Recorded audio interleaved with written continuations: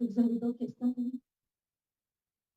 Madame, tout à l'heure, tu as remarqué avec justesse que le seul argument en faveur des éoliennes, c'est le signe de pièce, c'est l'argent. Mais quand on y pense pendant 2 minutes, là, regardez, si on a des éoliennes, là, la première chose que ça va faire, c'est que ça va détruire la valeur du patrimoine immobilier des gens. Ça va détruire la valeur des maisons.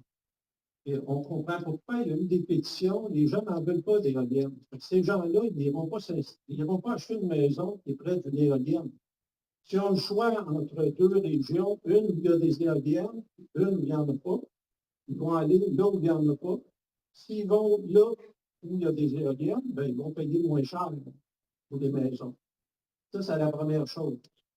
La deuxième chose, les redevances.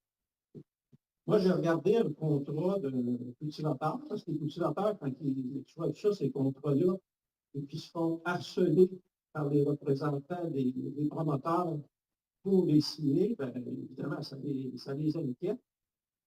Puis, quand on les lit attentivement, il faut se rendre jusqu'à la fin, parce que c'est pas évident, bien, on s'aperçoit que les redevances, les fameuses redevances, ils ne sont pas garantis.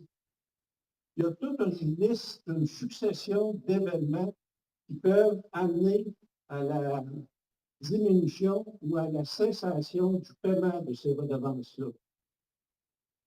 La troisième chose, ça, évidemment, ils ne s'en vendent pas, les promoteurs.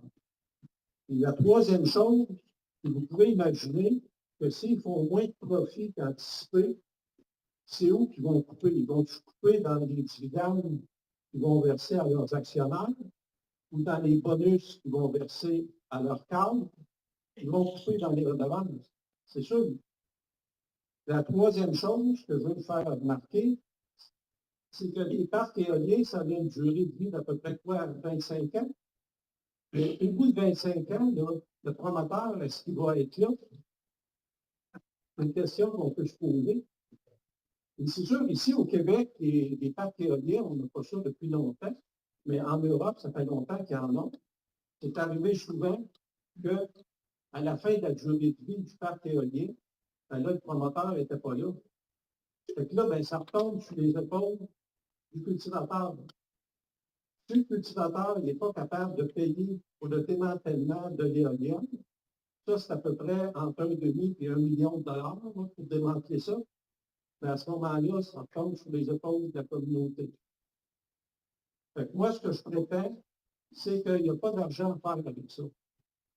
Ça, ce que ça va faire, là, ça va appauvrir. En fait, s'il devait y avoir des éoliennes, ça appauvrirait la communauté financièrement, puis évidemment aussi au niveau social.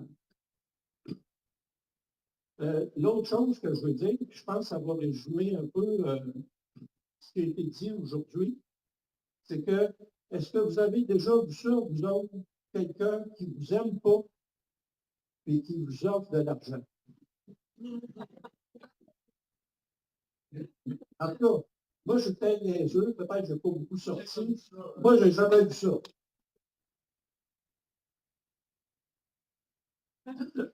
Bon, fait que je vais continuer là-dessus. Fait que vous me voyez venir avec mes grands sabots, c'est qu'on a, par exemple, des promoteurs qui arrivent, les promoteurs, ils ne vous connaissent pas. Fait qu'à ce moment-là, ça veut dire, si vous ne connaissez pas, ils ne vous aiment pas. Puis là, ils vous offrent beaucoup d'argent. S'ils vous offrent beaucoup d'argent, c'est parce que, comment je dirais ça? Il y a les fleurs, puis il y a le pot de fleurs que tu peux recevoir sans tête après. Fait que ça,